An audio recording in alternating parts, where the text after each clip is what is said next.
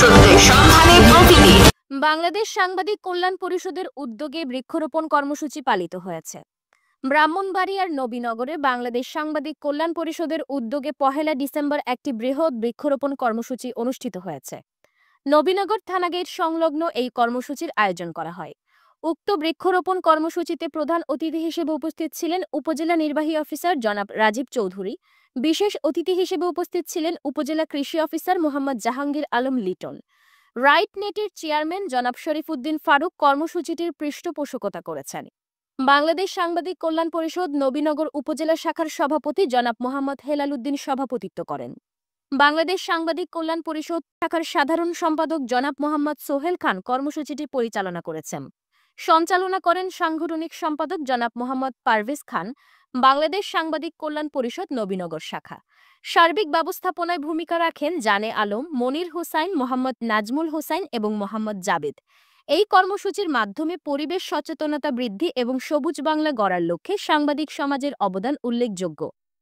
ধন্যবাদ। বাংলাদেশ সাংবাদিক কল্যাণ পরিষদ নবীনগর উপজেলা শাখা কর্তৃক প্রতি বছরই আসলে তাদের বর্ষপূর্তিতে বিভিন্ন রকম জনকল্যাণমূলক কার্যক্রম গ্রহণ করে থাকে। সেই কার্যক্রমের অংশ হিসাবে এবছর তারা নবীনগরবাসীর মধ্যে চারা গাছ বিতরণ করেছে।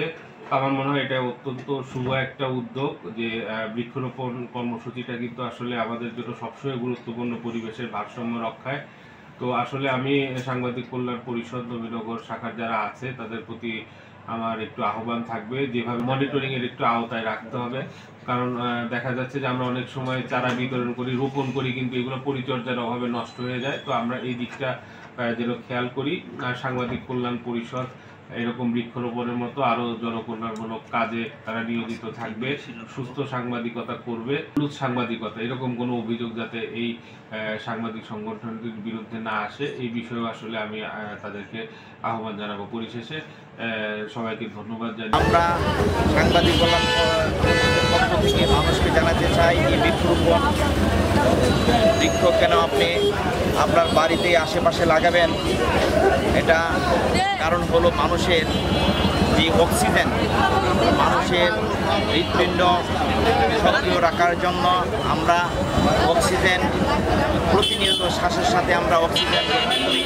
সেই সুবাদে একটি গাছ আপেন, শ্বাস নিতে ভালো থাকবেন এবং আপনার অ্যাজমা তৈরি হবে না, শ্বাসনালী ভালো থাকবে। বাংলাদেশ সাংবাদিক কল্যাণ পরিষদের আজকের যে কর্মসূচি, এই কর্মসূচিতে প্রধান অতিথি হিসাবে উপস্থিত ছিলেন নবীনগর নির্বাহী কর্মকর্তা রাজীব চৌধুরী, ওনাকে অনেক অনেক ধন্যবাদ। আজকে আমাদের এই কর্মসূচির প্রথম উদ্দেশ্যই ছিল আমরা কিভাবে সাধারণ মানুষের মাঝে আমাদের সংগঠনকে আমরা ছড়িয়ে দিতে চাই, মানুষের কল্যাণের জন্য আমরা কাজ করি। কেননা আপনারা অনেকেই জানেন, আমরা রমজান মাসে আমাদের সাংবাদিক কল্যাণ পরিষদের পক্ষ থেকে আমরা ইফতারির আয়োজন করেছি। সাংবাদিক কল্যাণ পরিষদের পক্ষ থেকে আমরা সামনেও আরও অনেক কিছু করার আমাদের পরিকল্পনা রয়েছে। সবাই আমাদের সাথে থাকবেন। সবাইকে অনেক অনেক ধন্যবাদ। আসসালামু আলাইকুম।